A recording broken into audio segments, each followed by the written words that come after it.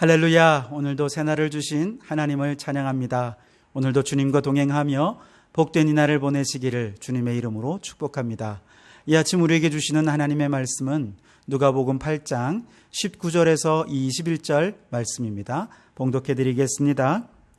예수의 어머니와 그 동생들이 왔으나 무리로 인하여 가까이 하지 못하니 어떤 이가 알리되 당신의 어머니와 동생들이 당신을 보려고 밖에 서 있나이다. 예수께서 대답하여 이르시되 내 어머니와 내 동생들은 곧 하나님의 말씀을 듣고 행하는 이 사람들이라 하시니라. 아멘. 오늘 이제 6.25 70주년을 맞이하는 날이지요. 이 땅에 정말 생명을 걸고 이 나라를 지켜온 정말 많은 호국 영령들에게 진심의 어린 감사와 또 정말 경의의 마음을 표합니다. 정말 그들의 수고와 헌신과 정말 생명을 바치기까지의 그 노력이 있었기에 오늘 우리가 이렇게 평안한 삶을 살게 되는 줄 믿습니다. 이 하루를 지나시면서 여러분 마음속에 감사의 마음으로 충만한 이 하루가 되셨으면 좋겠습니다. 헤르만 헤세의 소설 데미안에 아주 유명한 말이 나옵니다.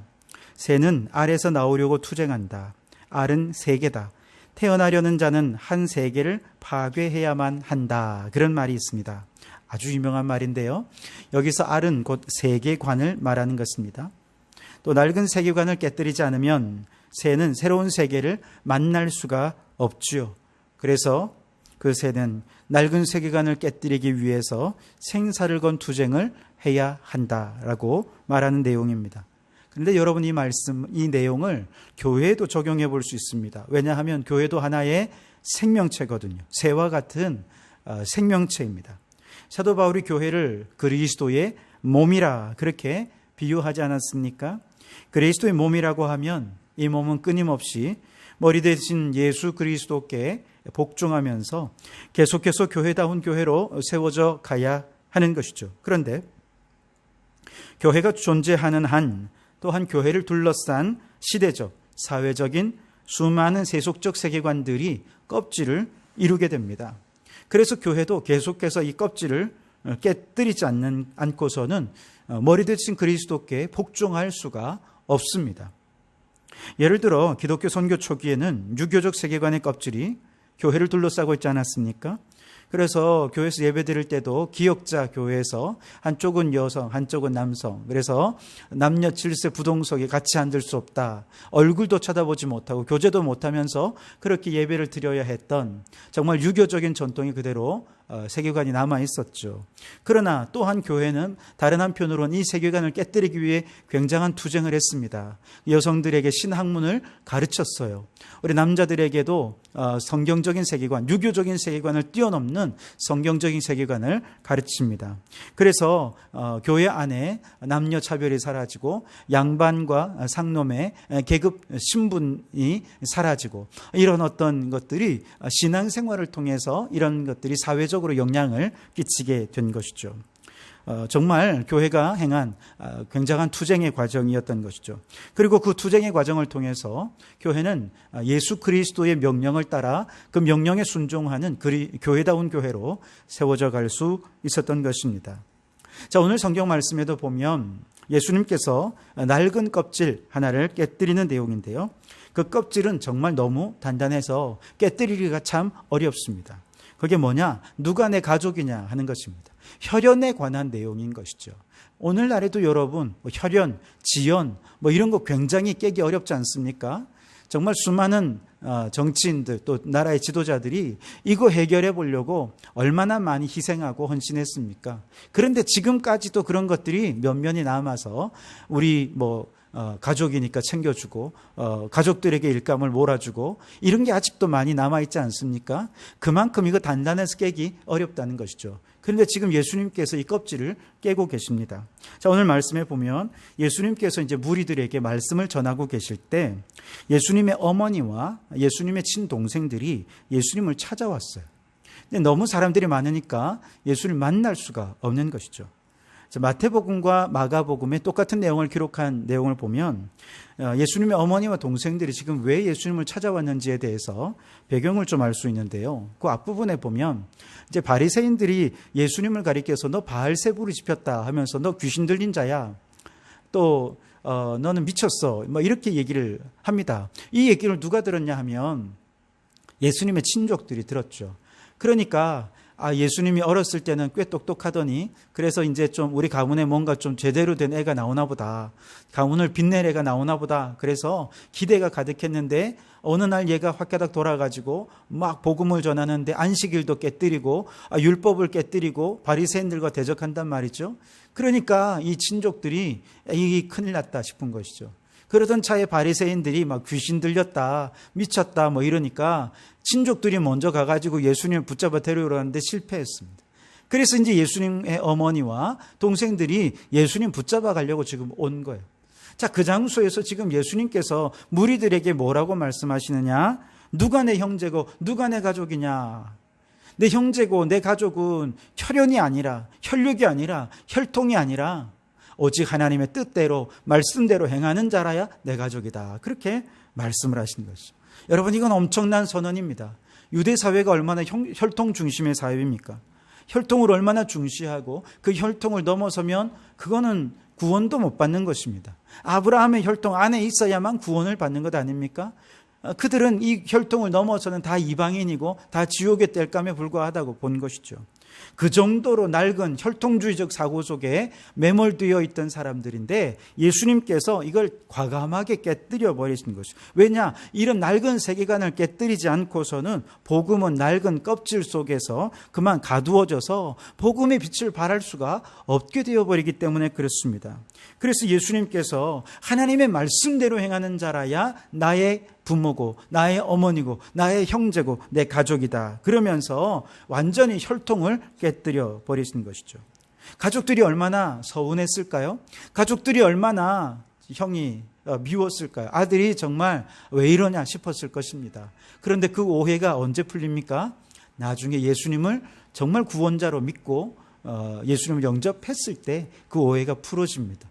그래서 예수님의 형제 사도 야고보는 초대교회 귀한 일꾼으로서 첫 번째 순교자가 되는 그런 축복을 누리지 않았습니까? 여러분, 오늘 이 시대의 교회도 마찬가지입니다. 여전히 교회를 둘러싸고 있는 세속적인 세계관이 있습니다. 이거 깨지 않으면 복음을 빛을 드러낼 수가 없어요.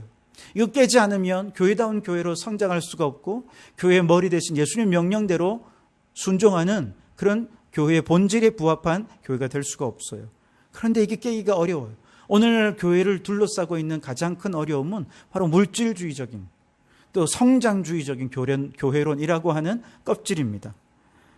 그래서 여러분, 이 한국 교회가 오랜 세월 이 산업화와 함께 교회가 같이 성장하지 않습니까? 사실 세계적으로도 그런 유례가 없습니다. 산업이 성장하고 경제가 부강해지면 사실 신앙은 더 멀어지게 반비례 되게 마련인데 우리나라는 산업화와 함께 교회가 성장했어요. 그 말은 교회와 물질이 서로 같이 가치관을 가지고 갔다는 것이죠. 외형적으로 많이 성장했습니다. 사람들도 많이 모였습니다. 물질적으로도 풍요했습니다. 그래서 큰 교회도 짓고 세계적으로 큰 교회가 우리나라에 여러 개가 있지 않습니까? 또 해외 선교도 많이 하고 다양한 프로그램들로 많이 좋은 일을 하면 그것이 교회다운 교회고 그것이 교회 부흥이다 이렇게 생각했거든요. 그런데 지금 와서 돌아보니 세상이 물질주의적이고 성공신화가 그리스도의 명령이라는 이름으로 교회 안에 들어와서 주님의 뜻인 것처럼 가르쳐주고 행해왔던 것이죠. 그 결과가 오늘날 교회의 건강하지 못한 모습으로 나타나게 된 것이죠. 교회가 오늘날 보십시오. 뭐 다 그런 건 아니지만 어떤 교회는 지나치게 물질적이고 세속적입니다. 혹은 때로는 심지어 비윤리적이기도 하고 또 불법적인 모습들도 서슴지 않고 자행하는 그런 교회의 모습들을 보면서 교회가 많이 타락했구나, 건강하지 못하구나 라고 하는 모습들을 우리는 보게 되는 것이죠. 그래서 여러분, 이제 우리는 교회다운 교회가 무엇인지, 정말 건강한 교회를 위해서 우리는 또 어떻게 변화되어야 되는지, 어떤 껍질을 깨뜨려야 되는지 우리는 깨달아야 되는데요.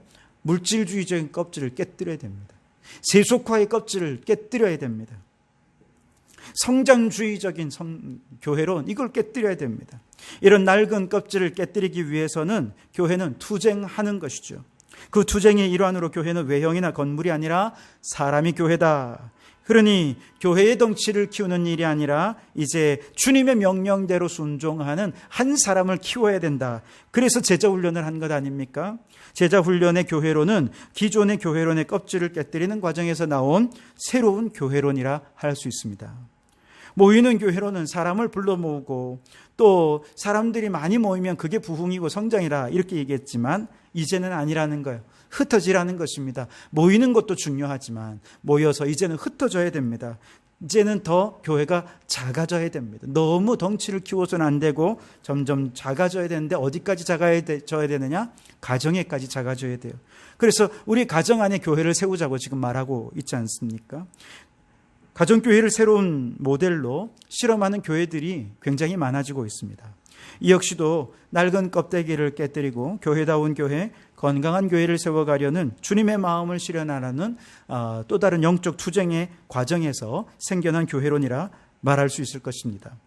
우리 교회가 현재 제자 훈련을 통해 평신도 리더십을 세우고 또 가정교회를 통해 천대까지 신앙을 형성하고 신앙을 성장시키고 그 신앙을 전수하려는 바로 그런 신앙의 체계들을 세워가는 데 힘쓰는 것은 이처럼 기존 교회의 낡은 껍데기를 깨뜨리고 몸된 교회를 머리 대신 예수님의 명령에 충실한 교회의 본질을 회복하는 그런 투쟁의 과정에서 이런 일들을 하고 있는 것이죠.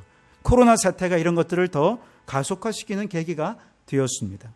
여러분, 언제까지 우리가 이 낡은 껍데기 속에 있어야 되겠습니까? 우리의 현실을 바라봅시다. 무엇이 교회를 건강하지 못하게 만드는지, 교회의 본질을 흐리게 만들고 교회답지 못하게 만드는지, 우리 교회 안에 이미 세속적으로 들어와 있고 이미 우리가 너무 젖어 있어서 그것이 정말 하나님이 기뻐하시는 일이 아닌 줄도 모른 채 그렇게 행하고 있는 일들이 무엇인지 돌아봅시다. 이제 물질에 얽매이지 말기 바랍니다. 큰 교회 키우기보다, 큰 교회 짓고 많은 사람들을 불러 모으기보다 우리의 가정을 교회로 세우는 일부터 시작할 수 있기를 바랍니다. 그래서 곳곳에 하나님의 나라가 가정을 통해 세워져 가는 역사들이 일어나기를 바랍니다. 새 술은 새 부대에 담아야 합니다. 지금은 새 부대를 만들어야 할 때입니다. 이미 복음은 항상 새롭습니다. 항상 새 술입니다. 이제 우리의 가정이 새 부대가 되고 우리 성도교회가 새 부대가 될 때 건강한 교회로 세워지게 되고 참으로 이 시대에 걸맞는 교회다운 교회로 또 복음의 빛을 비추는 교회로 세워져 가게 될 줄 믿습니다. 여러분, 그래서 정말 우리 성도교회를 통해서 우리 성도들의 가정이 천대까지 이 신앙을 대를 이어갈 수 있는 그런 믿음의 공동체가 될 수 있게 되기를 주님의 이름으로 축원합니다. 기도하겠습니다. 하나님 감사합니다. 오늘도 희망찬 새날을 시작하게 하시니 감사합니다. 그저 시간이 간다고 새날이 오는 것이 아니라 낡은 과거를 깨뜨려야 진정한 새날이 올 줄 믿습니다. 우리 주님께서 하나님의 뜻에 벗어난 유대의 낡은 세계관을 깨뜨리고 하나님 나라의 새 비전을 선포하셨듯이 우리도 교회에서 본질에서 벗어난 교회론을 깨뜨리고 건강한 교회, 교회다운 교회를 세워가기 위해 투쟁하는 저희들이 되게 해 주옵소서. 주님, 우리 성도교회가 잘 훈련된 제자들로 평신도 리더십 강화되는 교회가 되게 해 주옵소서. 잘 훈련된 일꾼들 가정에 파송해서 가정의 교회가 세워지고 가정 예배를 통해 천대까지 신앙을 이어가는 건강한 교회 되게 해 주옵소서. 예수님 이름으로 기도하옵나이다. 아멘.